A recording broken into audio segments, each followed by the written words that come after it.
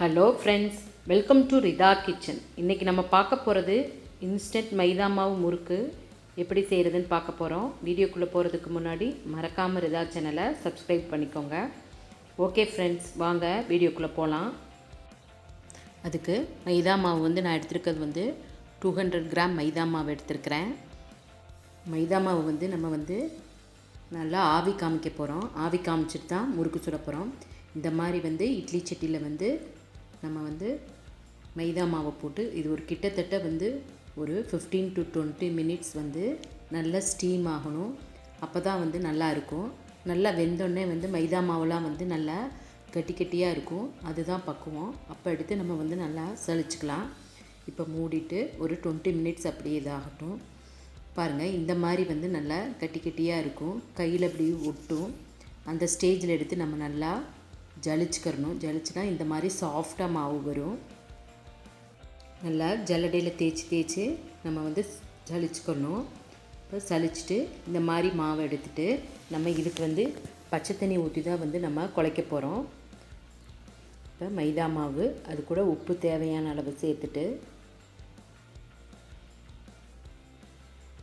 இது மாவு ஸ்டீம் பண்ணுறது தான் கொஞ்சம் லேட் ஆகும்.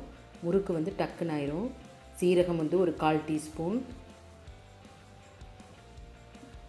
எள்ளு ஒரு 1 டீஸ்பூன் போட்டு இது நல்லா மிக்ஸ் பண்ணிவிட்டு இப்போ தேவையான அளவு நம்ம பச்சை தண்ணி ஊற்றி தான் குழைக்க போகிறோம். முறுக்கு மாவு பக்குவத்துக்கு நல்லா பச்சை தண்ணி ஊற்றி நம்ம குழைச்சிக்கணும். இப்போ இந்த மாதிரி குழைச்சி வச்சுக்கணும். பாருங்கள், தொட்டு பார்த்தாவே உங்களுக்கு தெரியும். நல்லா சாஃப்டாக இருக்கும். பாருங்கள், இந்த மாதிரி நல்லா சாஃப்டாக இருக்கும். இந்த மாதிரி இருந்தால் தான் நம்ம முறுக்கு புளியில் வச்சு புளியும் போது ஈஸியாக வரும். இந்த மாதிரி 5 கல் உள்ள முறுக்கு புளி எடுத்து நல்லா எண்ணெய் தடவிட்டு அதில் ஒரு கைப்பிடி அளவு மாவு எடுத்து நம்ம முறுக்கு புளிய போகிறோம்.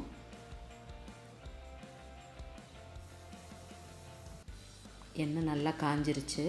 இப்போ இந்த மாதிரி நம்ம புளியறதுக்கு நல்ல ஈஸியாக தான் வரும்.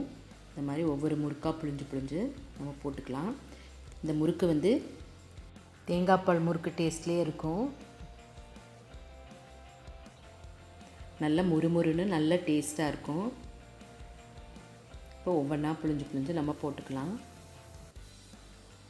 போட்டு இந்த எண்ணெயோட ஓசையில் அப்படியே அடங்கினோன்னே தான் நம்ம முறுக்கு எடுத்துக்கணும். ரொம்ப ஹையில் அடுப்பை வச்சிடக்கூடாது. எண்ணெய் காஞ்சோன்னே அடுப்பை நம்ம சிம்மில் வச்சுட்டு ஒவ்வொன்றா புளிஞ்சு போட்டுக்கணும். இது ரொம்ப டேஸ்ட்டாக இருக்கும். நல்ல முறுமுறுன்னு இருக்கும். செஞ்சு பாருங்கள். இன்னும் ஒரு 1 மினிட் இருந்தால் போதும். பாருங்கள், நல்லா கலரும் சேஞ்ச் ஆகுது.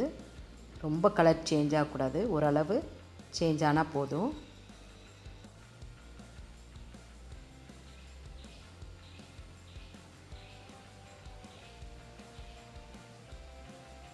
பாருங்கள், சூப்பராக மைதா மாவு முறுக்கு ரெடி ஆயிடுச்சு. எடுத்துடலாம்.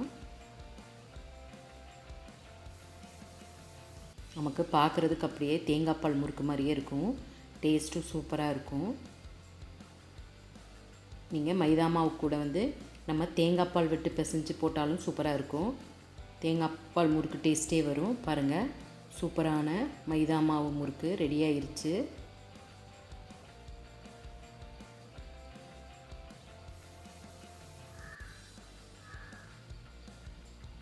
உங்களுக்கு பிடிச்சிருக்குன்னு நினைக்கிறேன். பிடிச்சிருந்துச்சுன்னா மறக்காமல் ரிதா சேனலை சப்ஸ்கிரைப் பண்ணிக்கோங்க.